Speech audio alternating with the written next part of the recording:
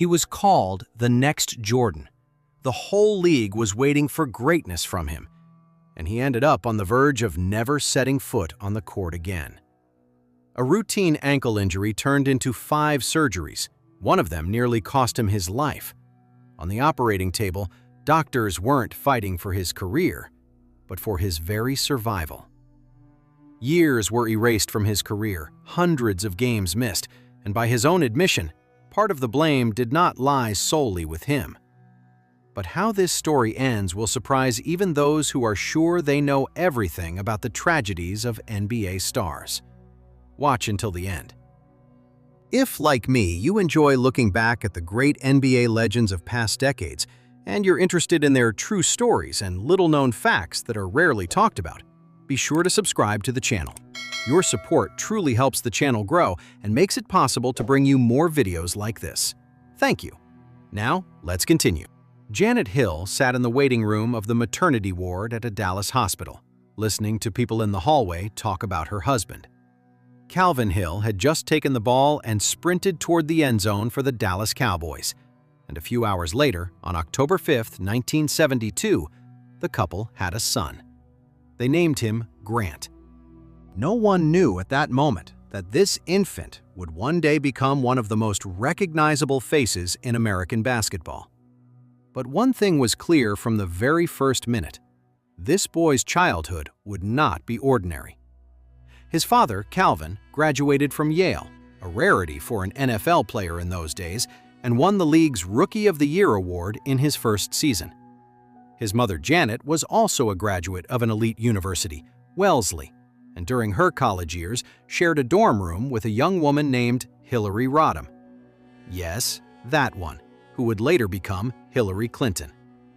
The home Grant returned to from the hospital was a home of high expectations, exacting standards, and the constant presence of people accustomed to winning.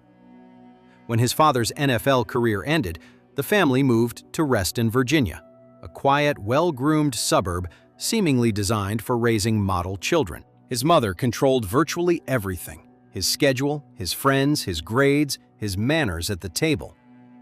Grant would later recall that growing up in that house felt like an endless inspection, where making a mistake meant disappointing 2 people who had achieved exceptional success in their own lives.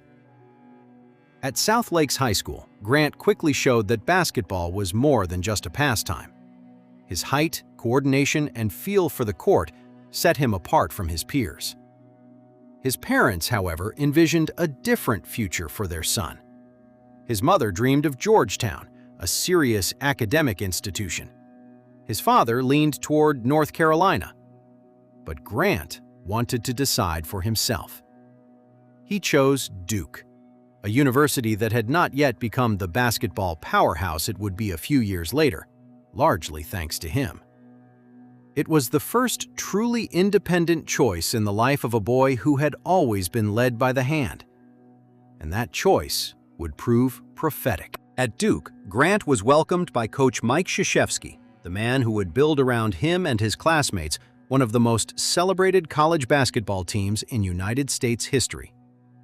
Grant's partner on the court was Christian Laettner, a player with an equally explosive personality and equally outstanding talent.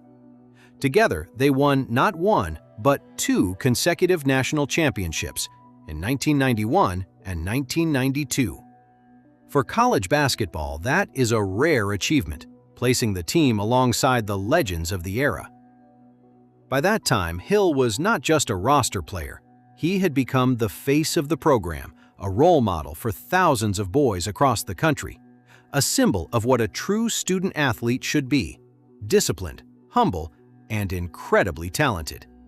Fans, coaches, and sports journalists all agreed this guy was going far.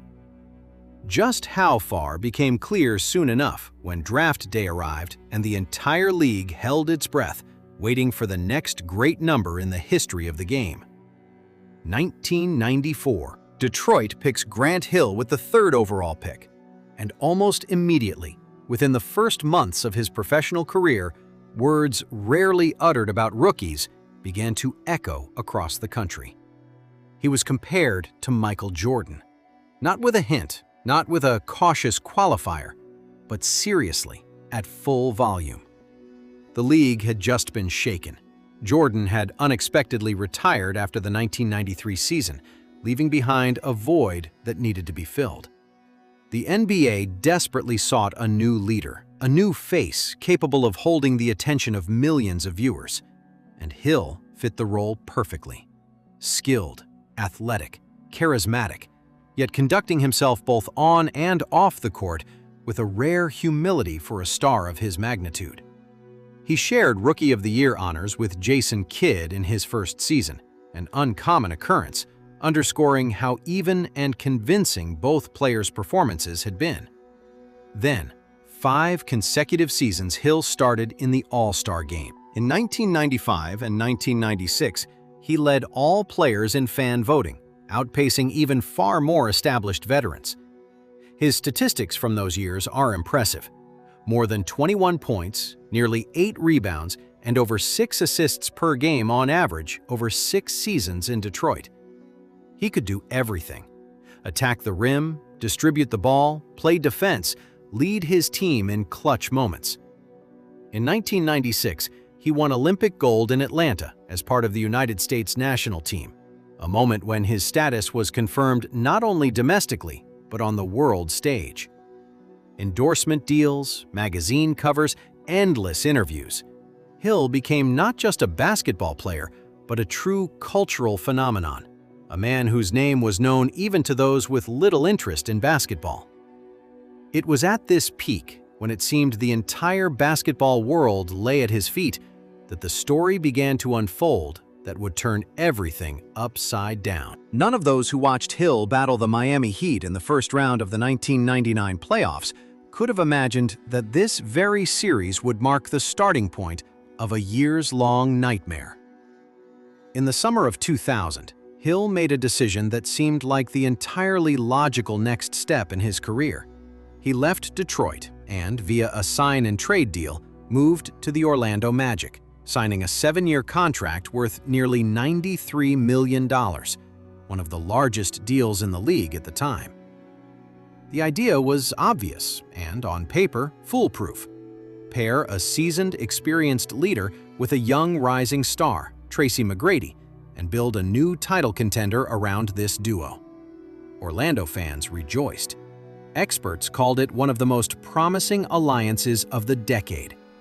Everything looked as though the next stage of Hill's career would be even more impressive than his Detroit years. But behind this facade, a problem was already lurking. At the end of the season in Detroit, during that very playoff series against Miami, Hill had injured his left ankle. The injury seemed routine, the kind that happens to professional athletes regularly and usually heals after a short recovery. That's how it was initially perceived: an annoying setback, a temporary pause before a big new contract. In April 2000, he underwent his first surgery to repair the medial malleolus bone. Doctors predicted a favorable outcome. Hill, buoyed by his new contract and new expectations, began rehabilitation with his usual determination. No one at that moment, neither the player nor the team nor the doctors, suspected that this operation would prove to be only the first in a chain of interventions stretching over years and nearly costing him not just his career, but his very life. The first season with his new team turned into a disaster long before anyone realized it. Instead of teaming up with McGrady to storm the top of the Eastern Conference, Hill played just 4 games. The ankle did not heal as it should have. Sharp pain returned with the slightest load, and in late December, the team officially announced Grant's season was over, and another surgery lay ahead. Rehabilitation after the first procedure took 9 months, but upon returning to the court in his second season, Hill lasted only 14 games before doctors discovered a bone spur, requiring yet a third operation. Each time, the scenario repeated with alarming precision: hope, a brief burst of good play, then new pain, a new diagnosis, a new operating room. By the beginning of 2003, it became clear that conservative methods were not working. More radical intervention was required. In March, doctors decided to re-break the ankle bone to properly align it with the fibula, a complex, traumatic surgery, but seemingly the last chance to fix the problem once and for all. Hill agreed. By then, he had grown accustomed to pain, to fighting, to the fact that every return to the court came through gritted teeth. But what happened 5 days after this surgery went far beyond the usual complications of a sports injury. Grant Hill's body temperature spiked to nearly 106 degrees Fahrenheit. Seizures began. He was rushed to the hospital, where doctors, removing the bandage from his ankle, discovered a terrifying diagnosis: an infection caused by antibiotic-resistant Staphylococcus aureus, the very bacterium that, in hospital settings, can attack the body rapidly and almost uncontrollably. Doctors were no longer fighting to get the athlete back on the court. They were fighting to keep him alive through the night. A fifth surgery was required. This time, surgeons grafted skin and arteries from Hill's left triceps to close the open wound and restore blood circulation to the damaged limb. He spent a week in the hospital on IVs, and then another 6 months receiving intravenous antibiotics to finally suppress the infection that had nearly ended his life on the operating table that spring day. Hill missed the entire 2003-04 season. Not a single game, not a single minute on the court. For a player accustomed to being at the center of the league's attention, accustomed to his status as one of the best forwards of his era, this was a time of near total disappearance from professional basketball. In his first 3 seasons in Orlando, he played just 47 games out of more than 200 possible. In the first 2 years alone, the team lost him for 162 games. While the Pistons, the team he had left for a new contract, fought for a title and ultimately won the championship in 2004, Hill spent his days in endless physical therapy, relearning how to trust his own body. And it was trust, not physical pain, that proved to be the heaviest loss of those years. Years later, Hill admitted that the problem wasn't just the ankle. "You lose confidence in your own body," he said, recalling how he had once faced Jordan himself in his prime and never doubted, deep down, that he was the better player. After 4 years of injuries, that feeling was gone without a trace. The league, meanwhile, denied the team a special injury exception waiver 3 times.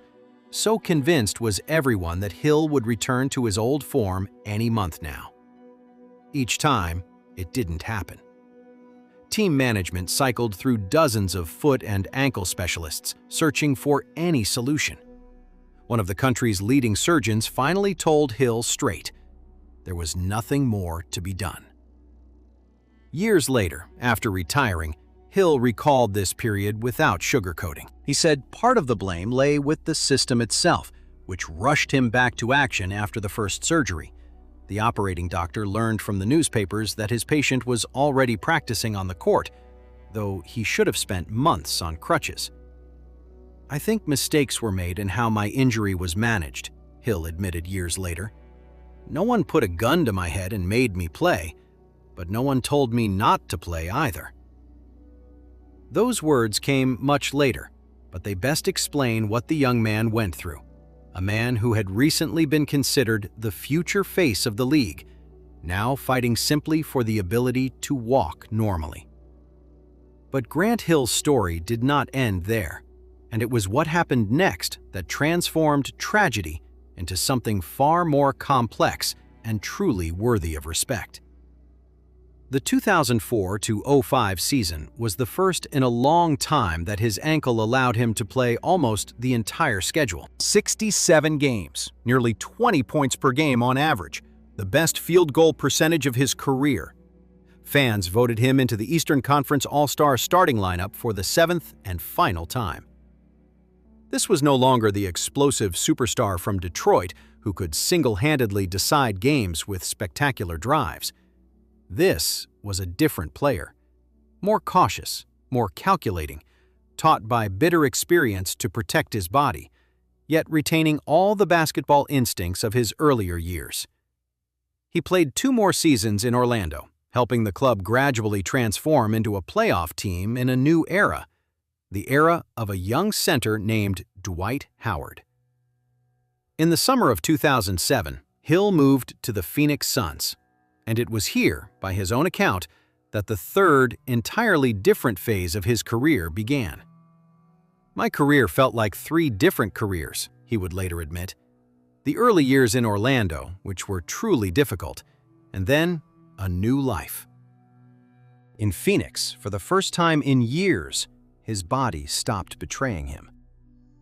3 seasons in a row, from 2008 to 2011, he played 80 or more games, a level of stability that, in Orlando, had been only a dream.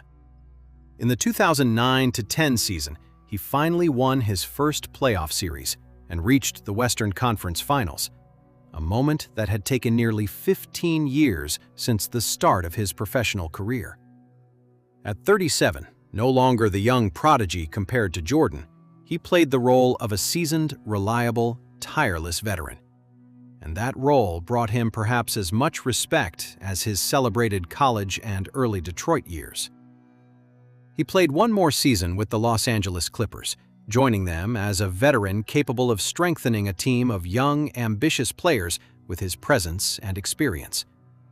At 40, he took the court no longer to chase statistical records, but to pass on the knowledge accumulated over nearly 2 decades to the next generation. In 2013, after 19 seasons in the professional league, Hill announced his retirement. His final numbers are impressive in their own right, even without accounting for the years stolen by injuries. Over 1,026 games, averaging 16.7 points, 6 rebounds, and over 4 assists per game. He was named to the All-NBA team 5 times. He received the NBA Sportsmanship Award 3 times, more than any other player in the history of that honor. But the full scale of Grant Hill's significance became clear only after he hung up his sneakers. In 2018, his name was enshrined in the Naismith Memorial Basketball Hall of Fame, the highest recognition awarded to only a select few in the history of the game.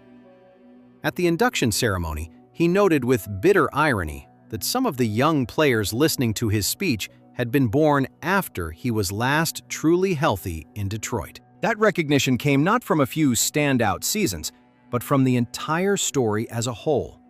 The story of a man who lost the best years of his career to a medical catastrophe, yet found the strength to return and earn the respect of an entire generation of basketball players all over again, practically from scratch.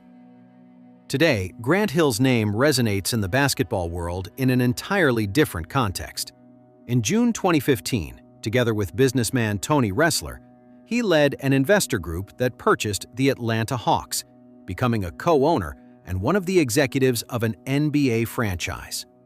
Concurrently, he works as an analyst for CBS and Turner Sports, breaking down the games of a new generation of stars for millions of viewers, a generation for which he has long been a living legend, an example, and a cautionary tale. The man whose career was nearly buried by doctors, infection, and his own relentless desire to play through pain, ultimately not only survived, he won the most important game of his life, one that continues far beyond the basketball court.